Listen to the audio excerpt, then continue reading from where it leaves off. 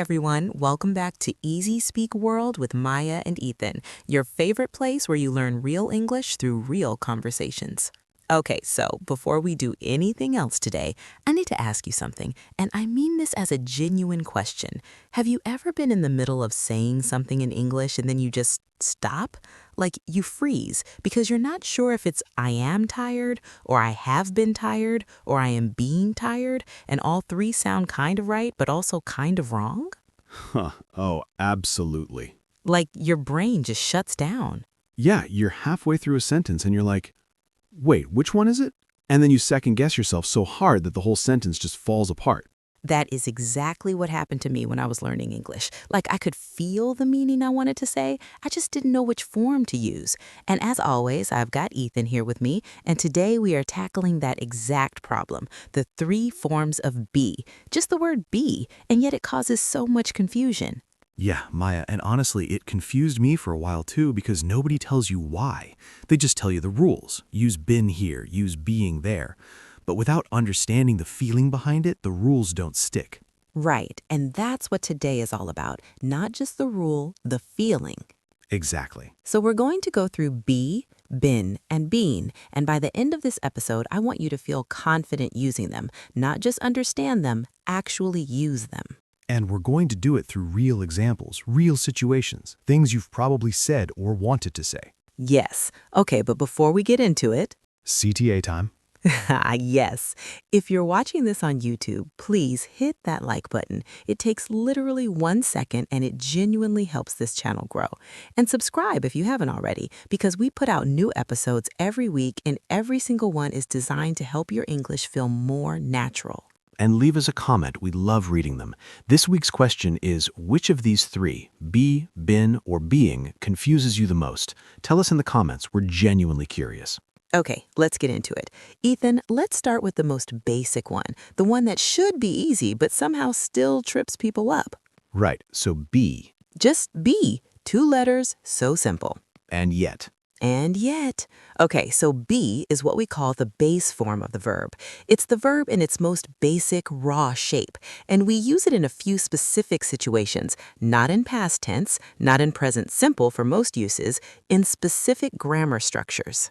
Right, so think about this. When do you actually use the word be, not am, not is, not are, but just be? Good question. Let me give you a situation. You're at work. Your manager says to you, you must be on time tomorrow. You must be on time. See that?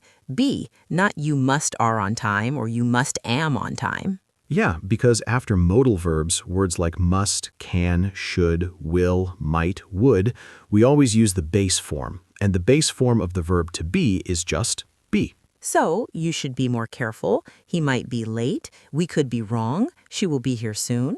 Every single one of those, be. And this is actually one of the most common mistakes. People say things like, he might is here soon, or you should are careful. Oh yeah, I've heard that. And it sounds wrong, but if nobody explains why, you'll just keep making the mistake without realizing it. And there's another place where be shows up that people forget about, commands and requests, like please be quiet, be careful, be yourself. See, in imperative sentences, sentences that give a command or instruction, we use the base form. So be is what you use there. Be kind, be honest, be patient. Simple, clean, powerful. I love those actually. Be patient is one of the sentences I tell myself every single day. Noted? And one more, infinitives. When you use to be as an infinitive, that's the base form too. I want to be a doctor. She hopes to be there. It's important to be kind. Right, so to be, the infinitive, is everywhere. It's one of the most common things in English, and we don't even notice it half the time. Because it feels natural. Exactly. Okay, so let's do a quick vocabulary check before we move on. You're going to hear a word a lot today. The word is modal verb. Modal verb. M-O-D-A-L. A modal verb is a special kind of helping verb. Words like can, could, will, would, should, must, might, may. These verbs are different from normal verbs because they never change. He can, not he cans. She must, not she musts. And after any of these, you use the base form of the next verb. So she must be tired, not she must is tired. Modal verb, base form. Got it? Great. Okay, let's talk about been, because this one feels mysterious. Right? Like, what even is been? Where does it come from? So been is the past participle of be, and before anybody's eyes glaze over. Don't worry, we're not going into textbook territory. Right. Let's talk about what that actually means for real life. Been is the form you use when you're using have or has or had before it. So I have been, she has been, they had been. And we use it because we're talking about something that started in the past and either it's still happening now, or it recently finished, or it's connected to the present in some way. Right. So here's a real situation. Imagine your friend asks you, "How are you? Are you okay?" And you say, "I've been really stressed lately." Not I was really stressed, although that's also correct in some situations. I've been really stressed lately means it started at some point and it's still going on. It's connected to right now. Yes, the have connects it to the present. Okay, another one. Have you ever been to Japan? Oh, great example. Have you ever been to Japan? You're asking about any time in your life up until now. It's not about a specific trip. It's about the experience, the life experience. And been is the word that carries that. No, I've never been to Japan, but I've been to Korea. Or yes, I've been there twice. It was amazing. And notice you can follow it with past tense details. I've been there. It was amazing. The been opens the door, and then you can walk through with more details. I love that image. Been opens the door. I'll take it. Wait, I want to go back to something because there's a version of been that really confuses people. Has been versus was. Like, when do you use which? Okay, good. So was is simple past, finished, over, disconnected from now. Give me an example. He was sick last week. Last week, done, over. And has been? He has been sick for 2 weeks. Still sick, still going on. Connected to right now. So has been has this feeling of it's ongoing or it matters now. Exactly. Or she was the manager. She's not the manager anymore. She has been the manager for 5 years. Still the manager, still in that role. See, that is so useful. The difference isn't about grammar rules, it's about time. Is it over or is it still connected to now? That's the key question. Is it over or still connected? Okay, let me introduce another vocabulary word here because been is always used in what we call the perfect tense, the present perfect or the past perfect. Present perfect, have or has plus been. I have been here for an hour. She has been quiet all morning.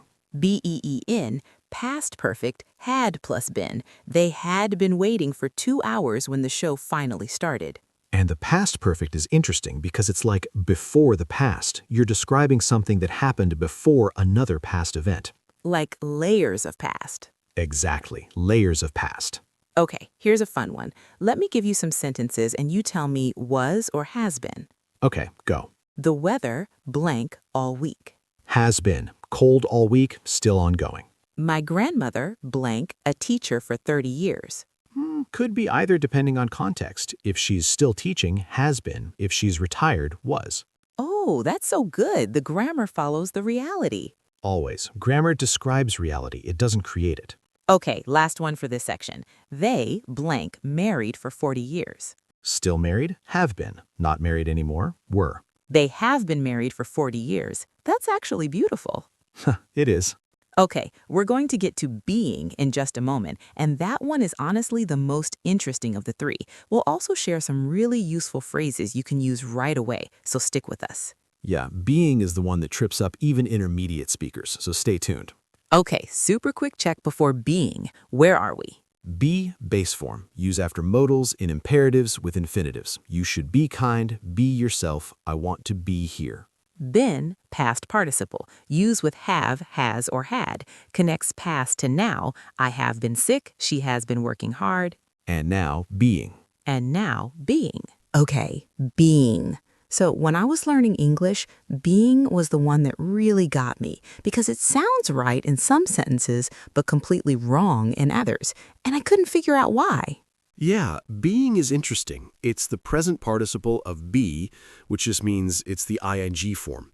And it shows up in 2 main ways. First, First, in continuous tenses with a form of be before it, like the problem is being fixed. He was being rude. They are being very helpful. See, I love he was being rude because that's so different from he was rude. Right. He was rude, that's a description. Maybe he's a rude person in general.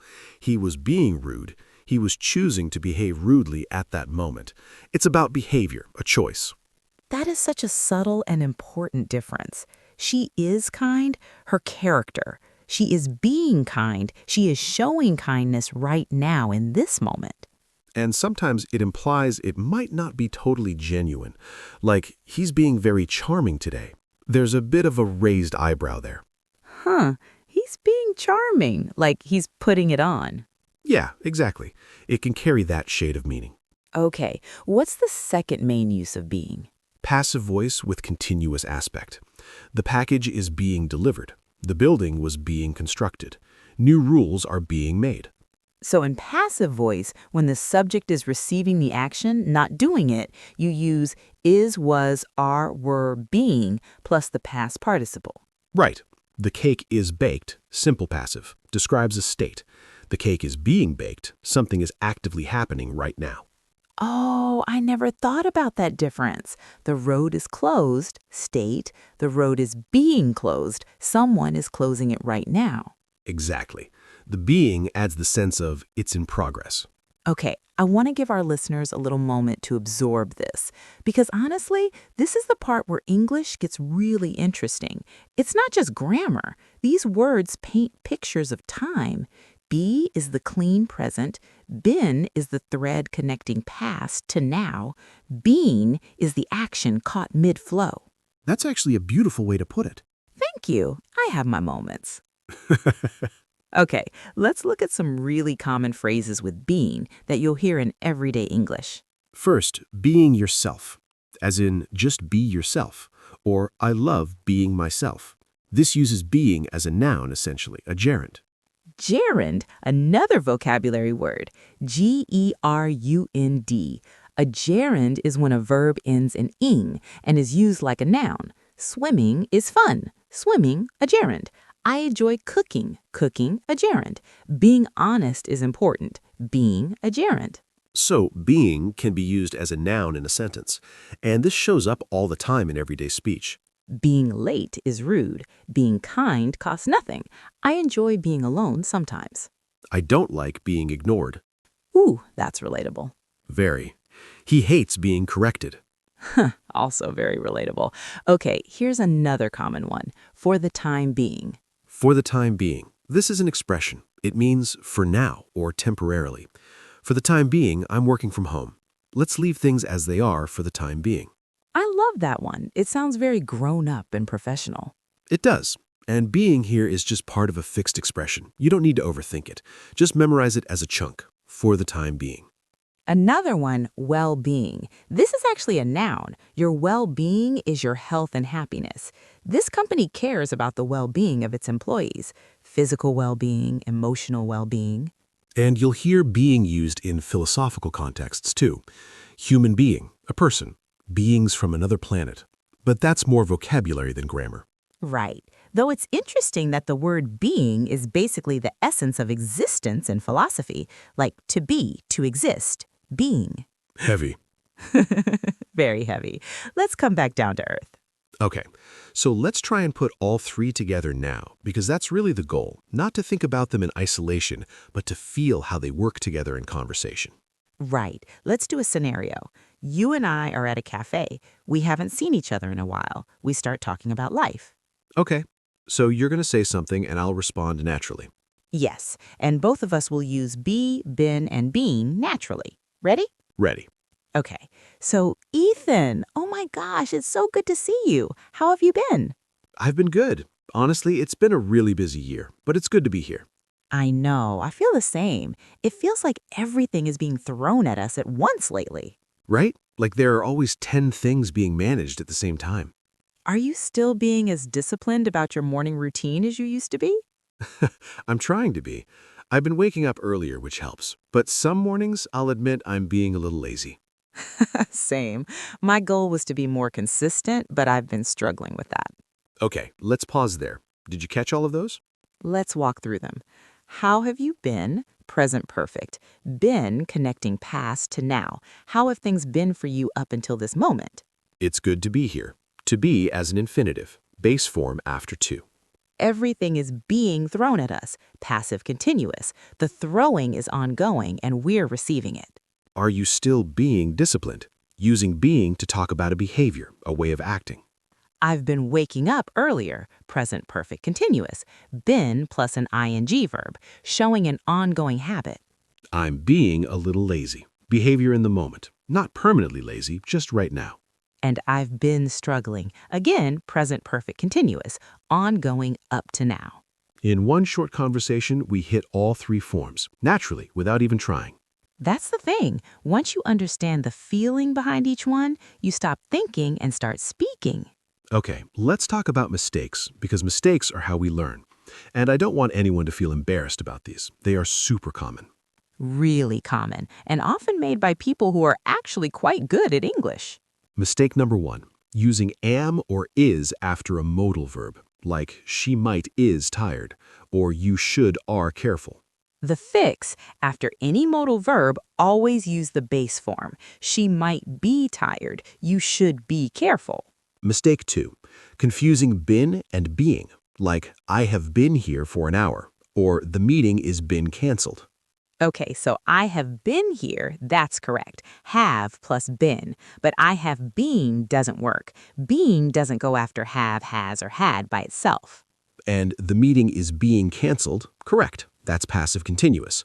But the meeting is been canceled, wrong. You'd say the meeting has been canceled. Has been plus past participle. Right. Is being for something happening now. Has been for something that was done connected to now. He now has the book. Third mistake. I love this one. Using being when you just mean be, like I want to being happy. No, I want to be happy. Because after to, the infinitive, you use the base form, to be, not to being. I hope to be there. She wants to be a nurse. I'd love to be fluent in English. And that last one, that's probably why you're watching this right now.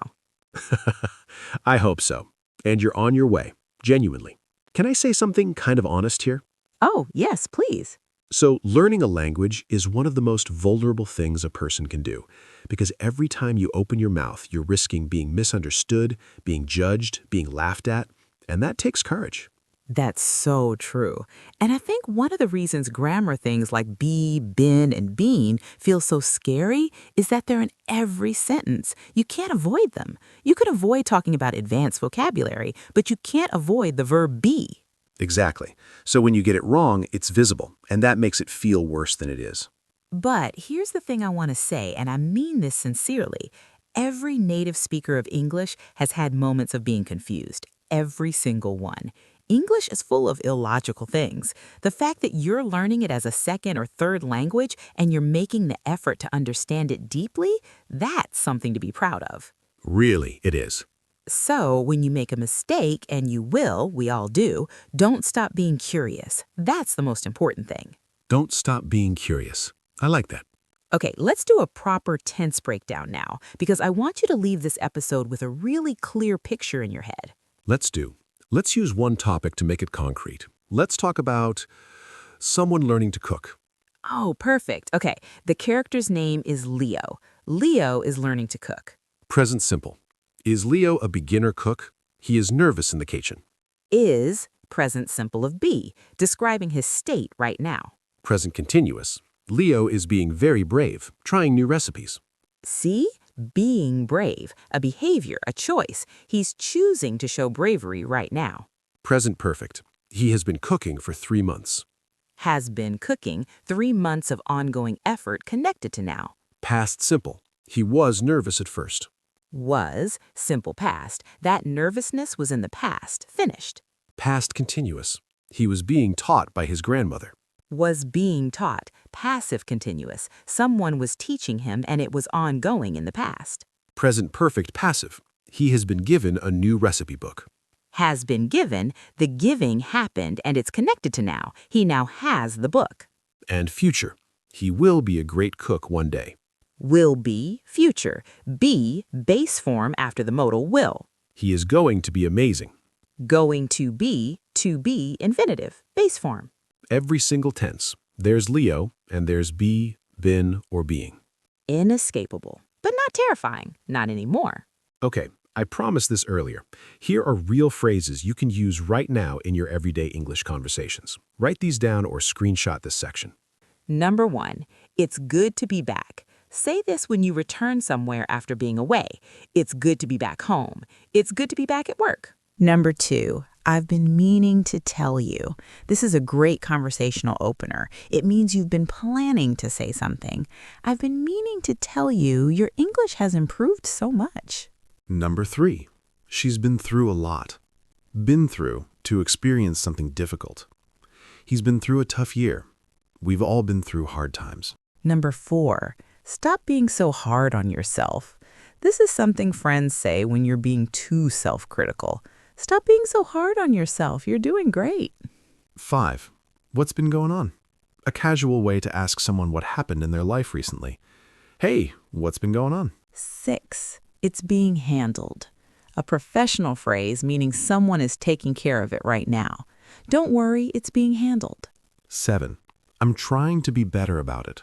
A way to express that you're making effort to change a habit.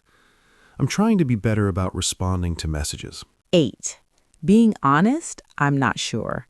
A softer way to say honestly. Being honest, I think we need more time. 9, he's been known to exaggerate. This means it's something he does repeatedly, a known habit. She's been known to arrive late. 10, it is what it is. Okay, that doesn't have been or being in it, but it has is twice, which is the present simple of be, and it's one of the most common phrases in English. Slip that one in. I did. It means accept the situation. You can't change it. I didn't get the job, but it is what it is. Very English, very philosophical. Very be. Deeper dive. Being as identity versus behavior. Okay, I want to go a little deeper on something we touched on earlier, because I think it's one of the most beautiful and subtle things about the word being. Go for it. So, there's a difference between saying she is kind and she is being kind.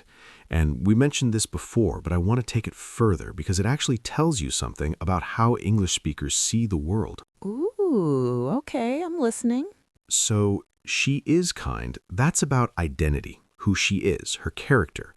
You're making a statement about her as a person. Right. She is being kind, that's about behavior, what she's doing right now. It might be genuine or it might be a performance, and the grammar itself allows for that ambiguity. Wow, so the choice of grammar actually changes the meaning philosophically. Yes, and this shows up in real conversations. Think about you're being difficult. That's very different from you're difficult. You're difficult, that's an insult kind of, a character judgment.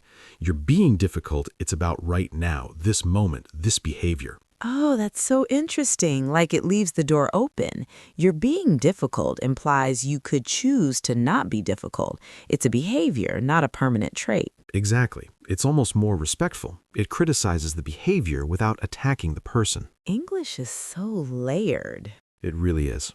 And that's what I love about it. Okay, we need a laugh because we've been very serious for a few minutes. Fair. Okay, so I made up some silly sentences that are technically grammatically correct, but very ridiculous. You ready? Always. Okay. I have been being watched by a pigeon for the last 10 minutes. That is grammatically correct. Have been being. Present perfect continuous passive. Very correct, very strange, very relatable if you've ever been to a city. I've been being stared at by a cat all morning. Same structure, present perfect, continuous passive, and also extremely common in real life. Cats are judgmental. They really are. Okay, one more. He's been being very mysterious lately. Has been being. Present perfect of be in the continuous. Very rare structure, very dramatic. But real, that's a real thing people say.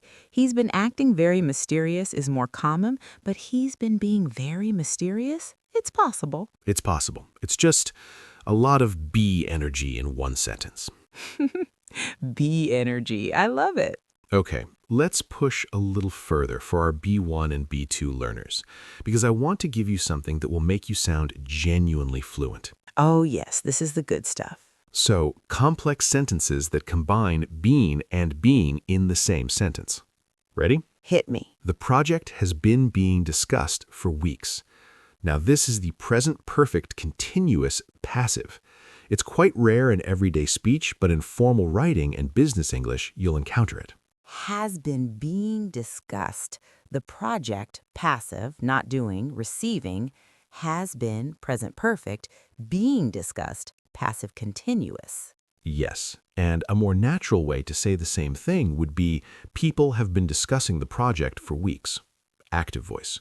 But sometimes you need the passive, especially when you don't know or don't want to say who's doing the discussing. Got it. Another one? She has always been known for being early. Ooh, has been known, passive, for being early, being as a gerund noun. Right. Two different uses of being in the same sentence. One helping verb situation, one gerund. That is genuinely impressive when you say it fluently. It is. And once you can feel the difference, you start using them automatically. Let's give one more advanced one. I remember being told that this was going to be easy. Okay, being told, passive gerund, you were told, but it's expressed as a noun, was going to be, future in the past, be, base form after to. And the humor in that sentence, I was told this was going to be easy, and clearly it wasn't. Story of English learning. Story of life, honestly. Okay, I want to do something a little different for a moment. I want to talk directly to you, whoever is listening or watching this. Yeah. I want to tell you that English learning can feel really lonely sometimes, like you're putting in all this effort and you're not sure if it's working, you're not sure if you're improving, and then someone corrects you and it feels embarrassing. And you think, maybe I'm just not good at this. Right. And I want to tell you that feeling has been experienced by every person who's ever learned a second language, every single one. It's part of the process. The discomfort of not knowing is actually where learning is happening. You're not failing, you're growing. And if you've been watching this channel for a while, you have already improved, even if you can't feel it yet. Trust the process. And if you're new here, welcome. You're in a good place. You really are. Okay, let's give everyone some practice material. We're going to ask some questions, and you, the listener, can answer them out loud, even if you're alone, especially if you're alone. It's great practice. And these questions all use be, been, or being in different ways. Question 1. Where have you been? Answer it. Think about your day, your week, your life. I have been at work. I have been traveling. I have been learning English. Question 2. What have you been working on lately? A great question for conversations. I've been working on my English. I've been working on a project. I've been trying to be healthier. Question 3. How are you being treated at work? Using being for ongoing behavior. Think about it. What's your answer? Question 4. Who do you want to be? Not who are you, who do you want to be? That's an infinitive, to be, asking about identity, aspiration, future. That's a big question. It is, but it's a beautiful one, and your answer uses be. Okay, let's bring it all home. One final recap, clean and clear. Be, the base form, use after modal verbs in infinitives in commands. She must be here. I want to be kind. Be yourself. Been, the past participle, use with have, has, or had, connects past to present. I have been here before. She has been sick. They had been waiting. Being, the present participle, use in continuous tenses and passive voice, also works as a gerund noun. He is being rude. It is being built. Being patient is hard. 3 forms, 1 verb, infinite possibilities. English. English. Let's do a super quick vocabulary roundup of all the key grammar words we use today, because these words will keep coming up in your English learning journey. Base form, the simplest form of a verb. No tense, no ending. Be, go, have. Modal verb, a helping verb like can, could, should, must, will, would, might, always followed by the base form. Past participle, the form used after have, has, or had. For be, it's been. For go, it's gone. For write, it's written. Present participle, the ing form. For be, it's being. For go, it's going. Gerund, a verb with ing used as a noun. Being honest is important. Swimming is fun. Perfect tense uses have, has, or had plus a past participle. Present perfect, I have been. Past perfect, I had been. Passive voice. The subject receives the action. The book was written by her. It is being fixed. Active voice, the subject does the action. She wrote the book. They are fixing it. Those 8 terms, if you understand those 8, you can understand almost any grammar explanation in English. Bookmark this episode seriously. Okay, we're getting close to the end, and as always, I want to leave you with something that actually matters beyond the grammar. Yes, please. Language is how we connect. Be is the verb of connection. I am here. You are understood. We are not alone. All of that, all of those human moments, they go through this tiny, simple verb. That's really beautiful, Ethan. I have my moments too. Yes, you do. And here's my takeaway for you. Stop being afraid to make mistakes with these. Seriously, stop it. The best English speakers in the world, the ones who feel most fluent, most natural, they're not the ones who never make mistakes. They're the ones who've been making mistakes and learning from them for years. That's all it is. Don't wait until you're perfect to speak. Speak now. Speak imperfectly. Be brave. Be brave. There it is. The base form, the command, the invitation. Be brave. Be curious. Keep going. That is a wrap for today's episode of Easy Speak World. Thank you so much for being here with us. Being here, very appropriate. Very on brand today. And if you enjoyed this episode, please give it a like. It helps more English learners find this channel, and that means everything to us. And subscribe if you haven't already. New episodes every week, always conversational, always real, always useful. And answer our question in the comments. Which form be, been, or being has been the most confusing for you? We read every single comment. Everyone. We'll see you in the next one. Until then, Keep speaking. keep learning. See you soon.